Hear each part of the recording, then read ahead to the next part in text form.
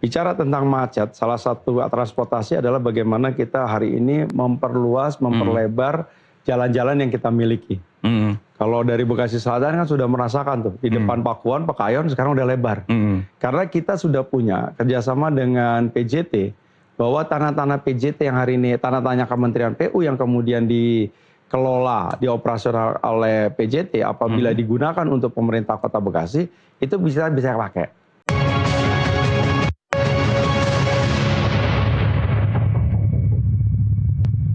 Pemirsa, Anda masih menyaksikan Nusantara Economic Update dalam segmen Regional Insight dan masih bersama kami Wali Kota Bekasi Tri Adianto Cahyono.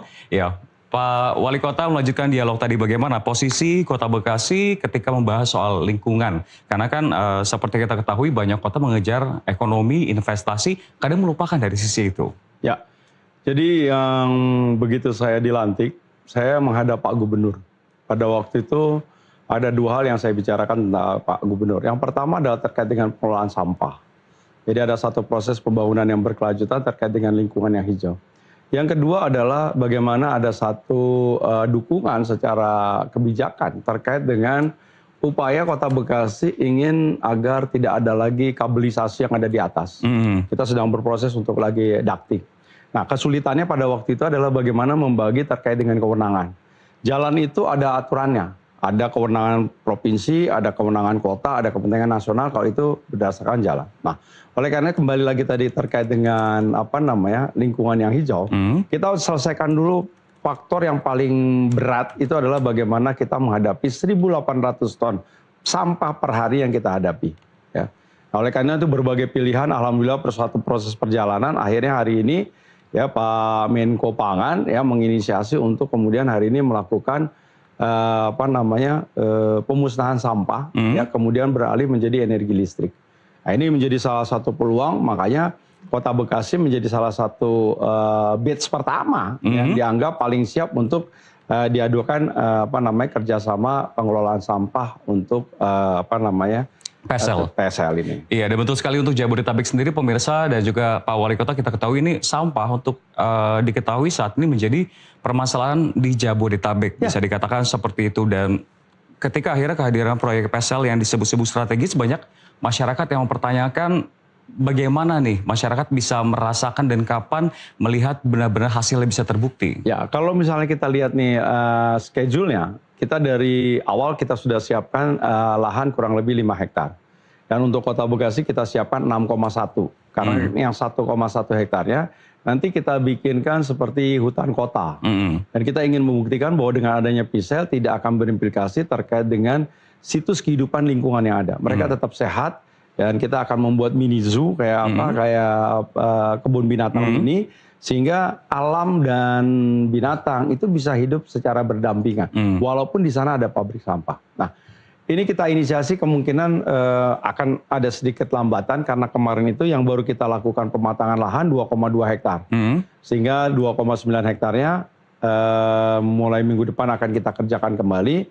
Kita butuh waktu 30 hari, mudah-mudahan pada saat 17-18 Agustus groundbreaking di Kota Bekasi bisa dilakukan. Nah, kalau itu membutuhkan waktu hampir 1,5 tahun, jadi 18 bulan. Jadi Agustus mungkin di awal tahun 2028 mestinya Kota Bekasi sudah tidak lagi punya persoalan terkait dengan sampah. Karena 1.500 akan musnah dan yang 300 akan selesai di bank-bank sampah yang kita miliki. Dari 1.031 RW yang hari kita miliki, hari ini sudah ada kurang lebih sekitar 685 RW yang memiliki bank sampah. Kita tinggal dorong lagi sehingga 300 ton yang itu bisa diselesaikan oleh bank-bank sampah yang ada. Dan kemudian juga oleh rumah tangga mandiri yang ada. Nah, artinya bahwa pada saat itu menjadi kendala, sampah ternyata bisa kemudian berimplikasi terkait dengan munculnya energi terbarukan, listrik. Jadi satu potensi dalam rangka untuk meningkatkan keekonomian yang tadi. Nah, oleh karena itu, Kota Bekasi juga sudah dengan Danantara mewajibkan untuk mereka juga membangun pabrik terkait dengan pengolahan residu sampah yang ada, yang kita sebut FABA. Kita sudah siapkan 2 hektar. Sehingga nanti residu yang ada hasil pembakaran dalam bentuk abu dan sebagainya, itu kurang lebih 25%. 25% inilah yang kemudian kita masukkan ke dalam pabrik faba ini. Kemudian nanti bisa kita modifikasi apakah jadi semen, apakah jadi pasir, apakah jadi batako dan lain sebagainya. Sehingga potensi untuk kemudian adanya lapangan pekerjaan ini akan menjadi sirkuler. Jadi itulah bagaimana pembangunan sirkuler yang terus kita lakukan. Nah, potensi yang ada di sana ya kita punya Bantar Gebang itu, di samping itu di sana kita sudah punya danau.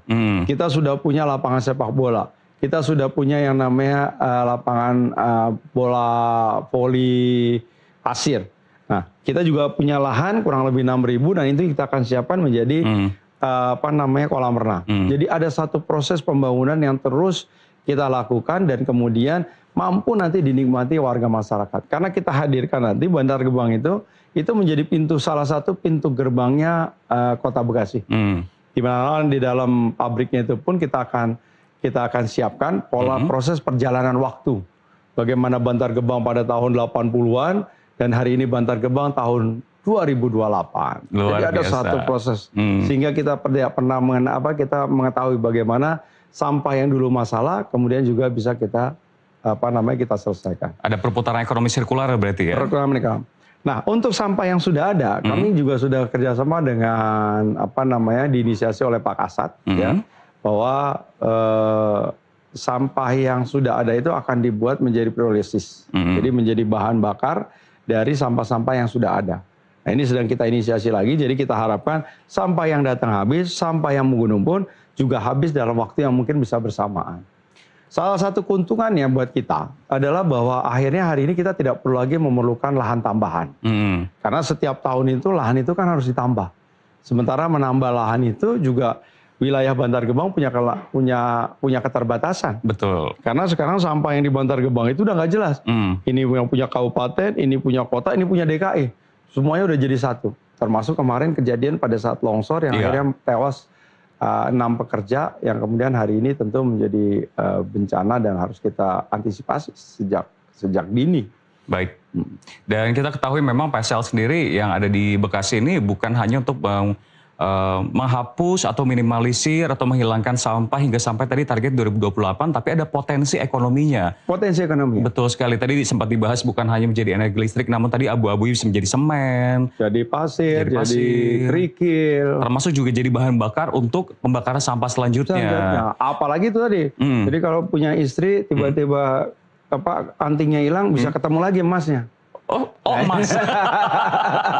Guyonnya luar biasa. Tapi kalau kita ngomongin Pak, kita masih ngomongin soal lingkungan dari Kota Bekasi. Tadi salah satu implementasi yang dilakukan adalah dengan membakar sampah lewat PSL menjadi energi listrik dan ekonomi lainnya. Tapi apakah ada implementasi lain yang fokus pada Bekasi? Kita hari ini juga lebih banyak akan membangun ruang-ruang terbuka.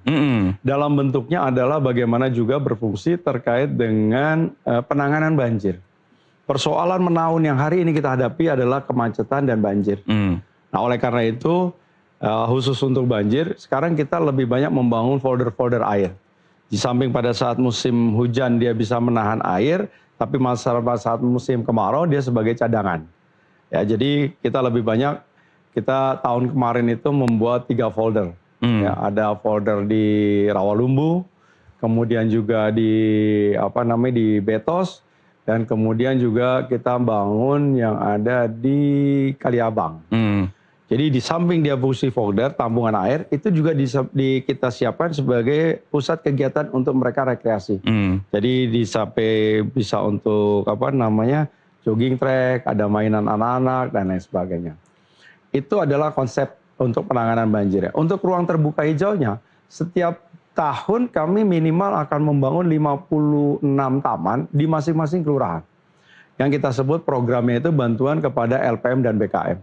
Jadi yang membangun masyarakat, yang merencanakan masyarakat, yang mengawasi masyarakat. Pemerintah hanya mengedrop terkait dengan anggarannya. Jadi setiap kelurahan itu kita bantu kurang lebih untuk merehab taman itu kurang lebih 200 juta dengan total anggaran yang kita siapkan 440 juta setiap kelurahan. Dan itu masyarakat yang melakukan. Karena apa? Pada saat kita melakukan itu ada nilai tambah yang diberikan oleh masyarakat. Jadi nilai investasinya tidak lagi 200 itu, tapi nilai investasinya bertambah. Karena ada keikutsertaan warga masyarakat untuk bergotong royong untuk kemudian membuat tamannya menjadi lebih baik. Demikian juga kita coba itu tadi, sebagai daerah yang kemudian siap untuk kemudian menghadirkan banyak orang, kita optimalkan tadi. Ya, kita bangun danau duta, kita bangun danau Villa Indah Permai, termasuk yang sekarang kita inisiasi di Bekasi Selatan adalah di Situwong. Nah, itu menjadi salah satu kurang lebih kita punya cadangan folder di sana hampir 8 hektar.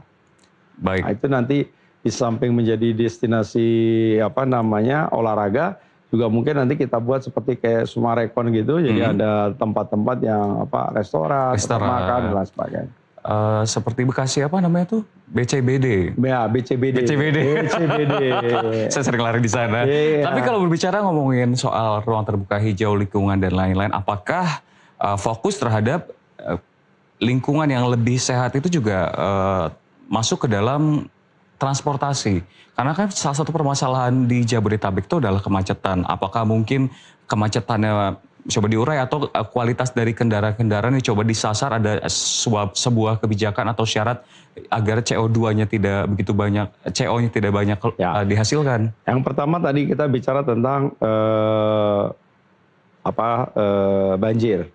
Bicara tentang macet, salah satu transportasi adalah bagaimana kita hari ini memperluas, memperlebar jalan-jalan yang kita miliki.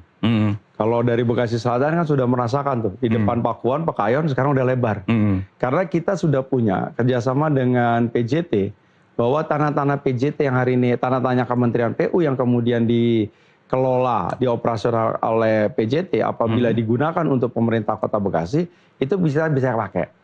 Makanya kita tidak perlu tuh kemarin melebarkan jalan yang ada di depan Pekayon itu, Pakuan, itu dengan pembebasan lahan. Tapi kita menggunakan lahan dari miliknya Kementerian PU. Jalan hari ini bukan hanya sebagai melebarkan jalannya, badan jalannya, tetapi kita juga tata terkait dengan pedestriannya, pejalan kakinya. Kita lengkapi juga dengan setiap jalan-jalan kita siap lengkapi dengan kursi. Karena ternyata orang Bekasi itu senang banget menikmati lalu lintas. Makanya di Jalan Ahmad Yani kan, kalau setiap malam itu dia dongkrong aja di situ sambil menikmati lalu lintas jalan, walaupun nggak ada apa-apa. Yang penting lampunya terang, ada pohonnya, kemudian ada tempat duduknya, udah nyaman tuh. Itu yang disebut sebagai indeks kebahagiaan orang Bekasi itu ternyata meningkat. Bahagia dia. Ya, jadi, nah itu tadi ya. Nah kemudian juga tentu terkait dengan alat transportasi massal. Ya. Nah kita juga berterima kasih dengan Mas Pram ya, karena kemudian ada yang diinisiasi dengan Trans Jabodetabek. Ya. Nah tentu kita butuh feedernya, butuh pengumpannya. Nah pengumpannya inilah yang kemudian hari ini kita punya Trans Bekasi, keren, Trans Beken. Nah itu kita punya 2 koridor, yang satu dari Mustika Jaya, Vida sampai ke Sumarekon, dan yang kemudian ada koridor yang kedua dari Harapan Indah sampai ke terminal. Nah ini sedang dalam inisiasi pembahasan kita, kalau nggak salah kita membutuhkan 7 koridor, yang kemudian nanti menginisiasi sampai ke Kalimalang. Ya, sehingga nanti orang ke Kalimalang pun yang hari ini penuh dengan hari ini kita inisiasi menjadi tempat wisata, akan lebih mempermudah. Sehingga kita mencoba juga terkait dengan penggunaan, terkait dengan kendaraan bermotor pribadi. Ya, makanya Bekasi sendiri setiap hari Jumat itu menginisiasi terkait dengan work from home. Sehingga dimulai dari pemerintah pada saat kalau melakukan kegiatan-kegiatan, pilihannya adalah dengan public transport atau dengan EV. Jadi artinya kendaraan berbasis listrik. Inilah dalam rangka untuk mengurangi penggunaan kendaraan-kendaraan yang mengeluarkan gas karbon dioksida. Baik. Dan kita punya program lagi terkait dengan mereduksi, terkait dengan CO2 yang ada, dengan program 3 juta pohon, menanam 3 juta pohon. Kami sudah melakukan MOU dengan Menteri Kehutanan, sehingga kalau toh kita melakukan penanaman pohon, ada tempat, ada waktu dan sebagainya, pohonnya akan disiapkan oleh Menteri Kehutanan. Baik, itu tadi upaya-upayanya. Namun ketika berbicara pembangunan ekonomi Kota Bekasi di masa depan, tentu kita tahu ada namanya bonus demografi. Ya. Anak-anak muda.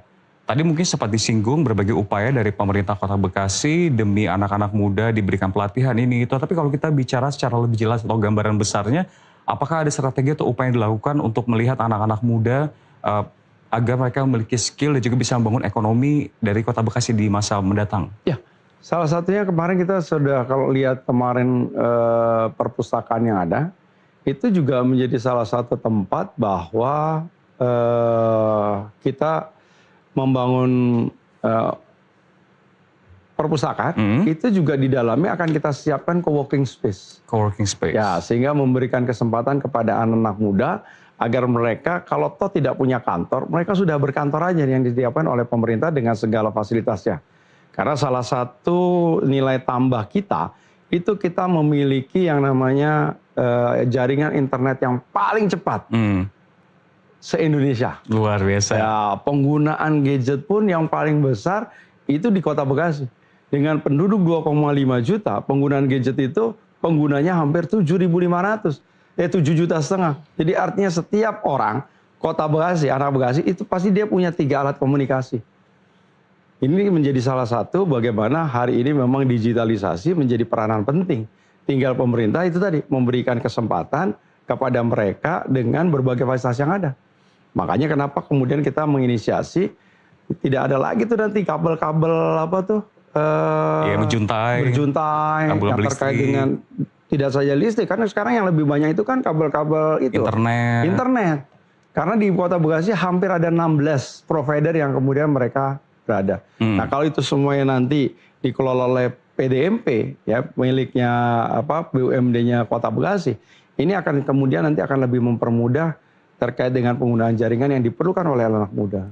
Baik, kita sudah melihat seperti apa sebetulnya potret dari pembangunan ekonomi dan juga seperti apa upaya kebijakan yang dilakukan untuk membangun Kota Bekasi. Ada banyak sebetulnya nih Bang Tri yang ingin saya tanyakan, karena pertama kali baru ketemu langsung sama Pak Wali Kota Bekasi, namun waktu kita terbatas. Siap. Sekali lagi terima kasih telah bergabung bersama kami Wali Kota Bekasi Tri Adianto Cahyono, dan pemirsa kita kembali ke Nusantara Economic Update.